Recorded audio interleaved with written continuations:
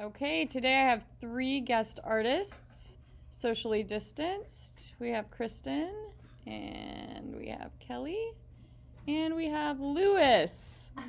Known at Nikiski Middle High as Lois, but on our art videos, forever Lewis. And they are being my very brave subjects today.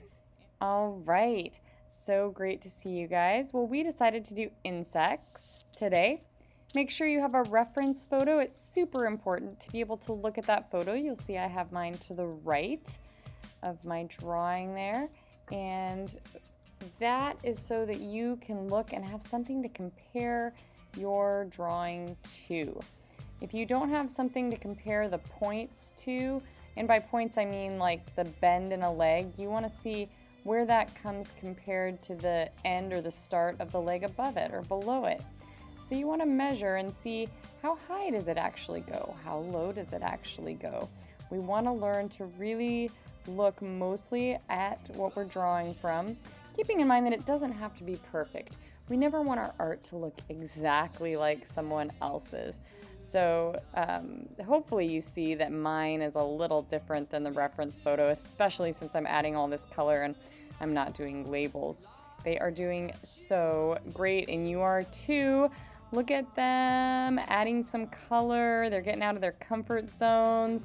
Lois is making that one for Anders, her son, and she's just blending it so nicely. Now, if you do decide to add some paint, remember to lighten it up, clean your brush first, then paint with water.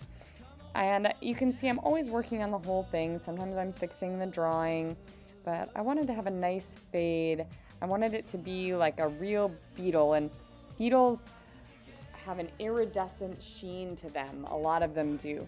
Now that sheen is really important for some industries, like the cosmetics industry. That's right, girls, that luminescent makeup that you have, you're rubbing crushed beetle shell on your face.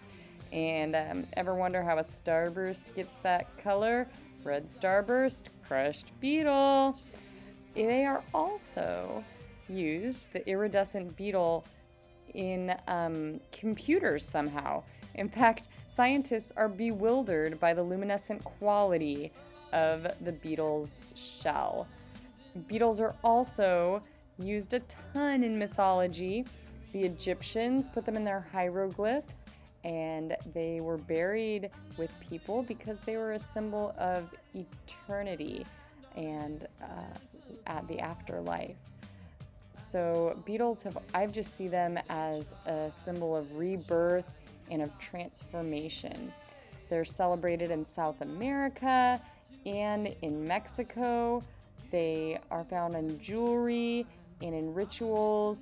They're collected and prized. And I just think they're awesome. But as you guys know, I love insects.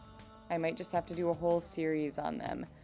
I decided to incorporate something called steampunk into mine as well, which is a pretty new wave art. It fits in with what's called the Art Nouveau movement. And I think it's kind of cool that beetles are used in industry, and then the steampunk is all about industry. But I think part of steampunk too is mixing the gears and techie stuff with unexpected things like Victorian era dresses, or in this case, a beetle. And it's my first time ever trying to draw steampunk and paint it, so I can't wait to try it again. Now, I have to tell you guys something. I accidentally spilled my tea on this painting, so I'll have to share with you. After I spilled my tea on it at the very end, I just started splattering more tea on it.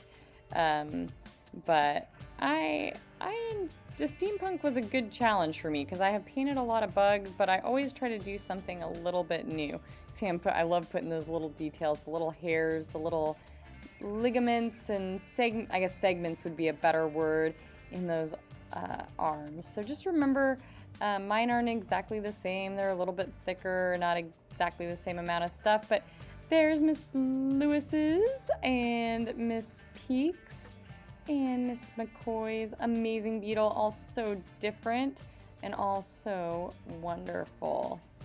So you guys have a great day and stay creative. Be inspired. See you next time.